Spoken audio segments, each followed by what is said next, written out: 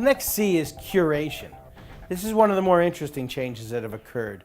We have so much information out there, people need help. I just saw The Merchant of Venice play on Broadway. I was thinking about how much information people had and how much information they used to not have.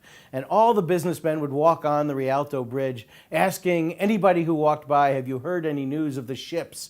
They're all waiting for their goods to either to land somewhere and be sold, or the money to come back, or any information they could have. Of course, they'd send these things off and have no way of knowing what was going to happen, sometimes for years.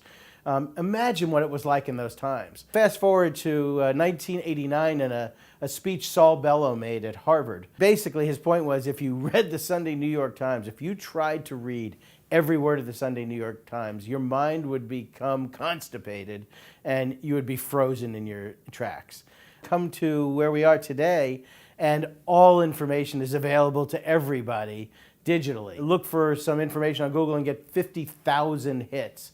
The fact of the matter is, we have too much. Nobody can deal with how much information there is, so they need all the help they can get in curating that information. Somebody telling them which of the 10,000 bloggers in your world really matter. A lot of the newer news websites all spend a great deal of time telling you what else is out there on the web that's worth reading. The Daily Beast will give you the top 10 stories of the day, but they will link to the best version of each story wherever that version is, and save you the time of trying to figure out who did the best version of that. They'll tell you who did it and send you there. People are going to demand that, and whatever business you're in, you really need to help your customers find the information they want.